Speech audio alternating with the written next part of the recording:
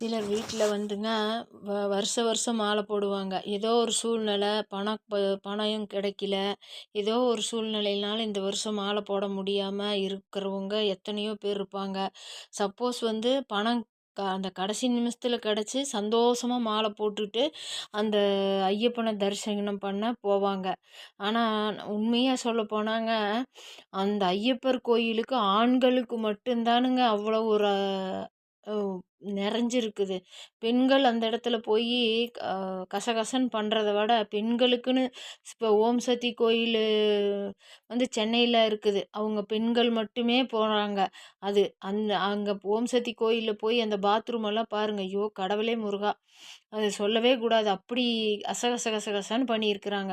இந்த இடத்துலயாவது அசுத்தம் பண்ணாம, ஒண்ணா ஆண்கள் மட்டுமே அந்த சபரிமலைக்கு போயி அந்த புனித யாத்திரையில கங்கா இதுல குளிச்சுட்டு பம்பை நதியில குளிச்சுட்டு, அந்த ஐயன மனதார அவங்க வேண்டிட்டு ஒவ்வொரு வீட்டிலயும் கணவர்மார் போயிட்டு வந்தா போதும். நம்ம பிள்ளைமார் போயிட்டு வந்தா போதும்.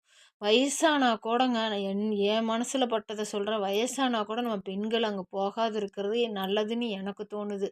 ஆண்கள் மட்டும் போனா அங்க வந்து அவர் தனியா இருக்கிறாருங்க. ஆண் அ கோ கோவத்துல தான் போய் அவரு வந்து அங்க உட்காந்துருக்கிறாரு. அதனால ஆண்கள் மட்டும் போயிட்டு இப்ப என் வீட்டுக்காரர் போறாருன்னு, அந்த வாங்கிட்டு வந்த புண்ணியமெல்லாம் அந்த ஐயப்பர்கிட்ட வேண்டிட்டு வரதெல்லாம் நம்ம குடும்பத்துக்கு தான் வருது. நமக்கு தான் வருது.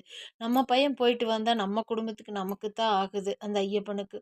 வயசாயிருச்சு அம்மா போறது, முடியாம ரொ அதெல்லாம் அங்கெல்லாம் நடைபாதை எவ்வளவு கல்லும் முள்ளும் காலுக்கு மெத்தைங்கிற மாரி அந்த சரங்குத்தி மலை இதெல்லாம் வந்து ஆண்களுக்கு மட்டும் தான் பொருந்தும்னு நான் சொல்லுவேங்க. தப்பா இருந்தா மன்னிச்சுக்கங்க. தயவு செஞ்சு மனசுல இருந்தத சொல்றேன்.